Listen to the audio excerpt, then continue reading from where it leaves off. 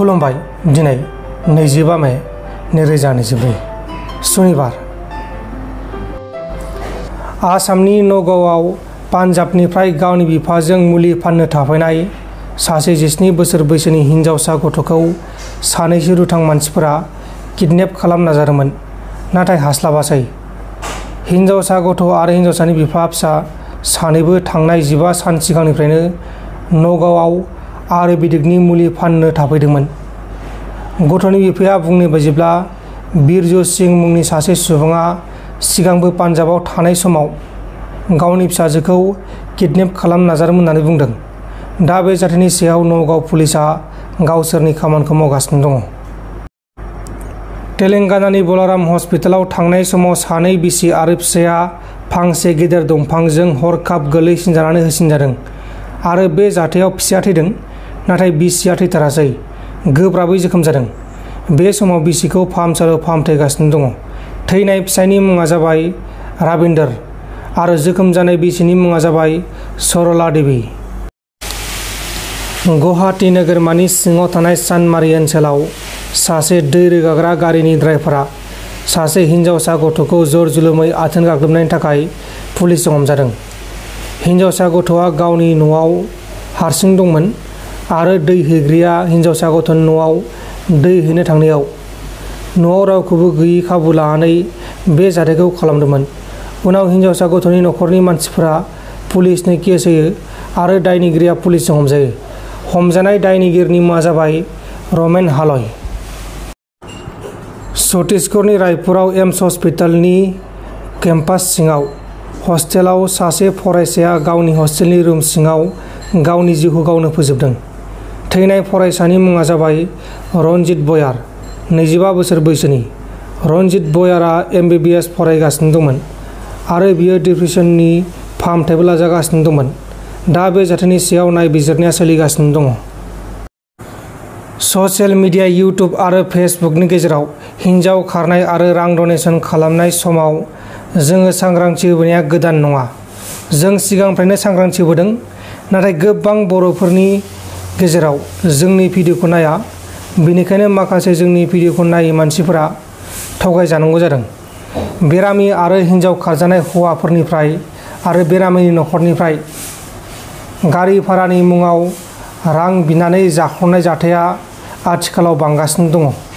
हिन्जाव खारजानायफोरनियाव बुङो, नोंथांनि हिन्जावखौ जों हमखांबाय, गारि भारा हरदो जों दोनहैनोसै होनना बुङो। नाथाय नेयै फैसा हरखांबाथाय मोना, सुइस अफ खालामो। बेबायदिनो बेरामिफोरनि सिगाङाव बुङो, जोङो नोंथांनि मुङाव फैसा डनेसन खालामदों, उमुक उमुक जाबाय फैसाया, नाथाय जोंनाव दा गारि भारा गैया, जोंनाव आखायावसो दङ, दा गारि भारानो जायबा भारा लांगोन बेनो गुगोल पेसो नांगौ, बेबायदि होनना बुङो आरो गुगोल पेनि गेजेराव 5,000 10,000 बिहरनानै जागासिनो दङ। आं बेरामाव गोग्लैनानै दङ, भुगिनानै दङ, CKD जायखौ बुङो क्रनिक किडनि डिजिज। दा बे आंहा किडनिया फेलियर जानानै दङ।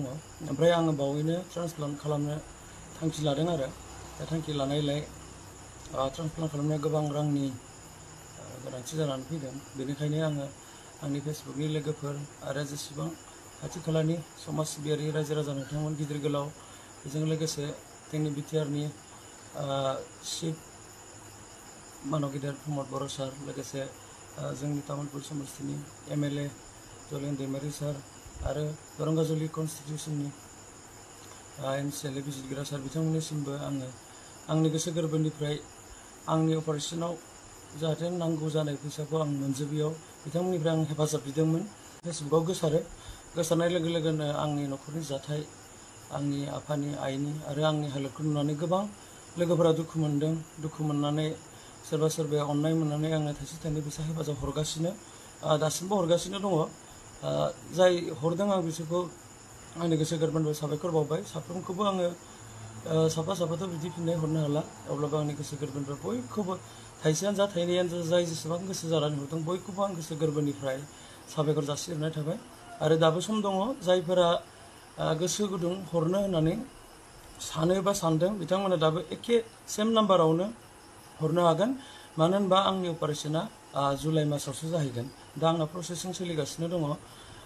बेनिखायनो दा आंहा मैया दिनै आं मोनसे ओरैबायदि गिदिर जाथायजों फेसिं जादों माने प्रब्लेम जादों खोथाया जाहैबाय मा मैयानिफ्राय आंनाव नन स्टप माने जोबनाय गैयै कल फैगासिनो दङ गोबां लोगोफोरा आंनो बायदि बायदि खोथा खोन्था हरदों बबे मेडिकेला मोजां जागोन बबेयाव खरसा खम जागोन मा मेडिसिन जायोब्ला मोजां जागोन गोबाङानो गोबां बायदि राहा आंनो खोन्था हरदों बेनि थाखाय साबायखर थाबाय ओमफ्राय सोरबाबा जिखिनि हायो फैसा थाखा हरनाय 1000 हरदों सोरबा 500 हरदों सोरबा 100 200 गोबां बिदि हरदों दा बिथांमोनाबो फैसाखौ हरसे हरनानै आंखौ खबर लाहरदों दा बेनि गेजेरावनो दिनै मोनसे ओरैबायदि जाथाय जाय जाथाया माने जाथावनाङामोन ओरैबायदि लाजिथावना आरो दुखुनांथावना बुङोब्ला मेगनाव मोदै गयो जानाङामोन बे जाथाया नाथाय जानानै फैबाय जोंनि गेजेराव आंबो कनसियास जास्लाबनो हायाखिसै आंबो सांग्रां जास्लाबनो हायासै दहाय फुङाव आंनाव मोनसे आननन नाम्बारजों कल फैदोंमोन बे कलआ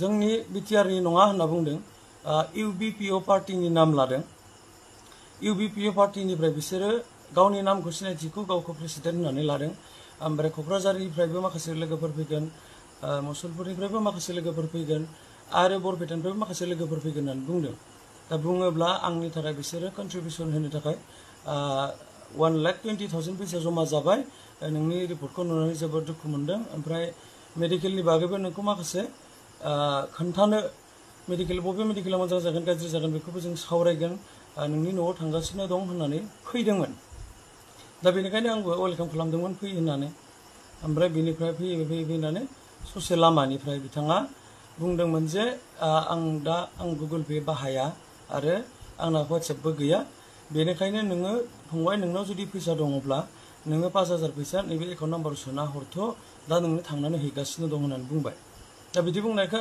जागोन आं नोंनो जुदि फैसाखौ होफैखागोनब्ला बिसोरो आंनि थाखायनो फैखागोनब्ला आंलाय 5000ल' फैसाखौ मानो हरनो हाया जानो होननानै ओमफ्राय आंनाव बिदि फैसा गैया दा आंनाव कन्ट्रिबिउसन फैनाया जिखिनि दं बेनो दङ होननानै जागोन दे नोङो 5000खौ हरग्रोदो होनना बुंबाय ओमफ्राय बिलिफां बर' नामनि मोनसे एकाउन्ट नाम्बार आं एकाउन्ट नाम्बारखौ होगोन बिलिफां बर' मुंनि एकाउन्ट नाम्बाराव एक्सिस बेंकनि मोनसे एकाउन्ट नाम्बार हरबाय ओमफ्राय बेहाय आङो सोनानै हरबाय 5000 लोगो लोगो बुंबाय एसे आखाइ खरस नांबावगोन बिसोर साब्रै गारि भारा फैदों रिजार्भ लानानै थावबो गैयानो ओमफ्राय दा आंनाव केस फैसा दं नालाय आं लामायाव दंगासिनो दङ नै दा थांनानै नोंनो फैसाखौ हैसिगोन दे होननानै खनसे 2000 बिबावबाय आरो सेकेन्ड टाइम खनसेबाव नोङो 10,000 खालामथारदो 3,000 हरबावदो फंबाय होननानै आंखौ बेबायदि गले गले बुंहरदों आरो दा बुङोब्ला आंबो नोंगौ सानबाय नोंगौ साननानै फैसाखौ आं हरनाय जादोंमोन ओमफ्राय न'आव फैगोन होननानै नेबाय थाबाय नाथाय गैया फैदिया नाथाय दा ओमफ्राय दसे उनाव फन खालामबा मबाइला सुइच अफ जाहैबाय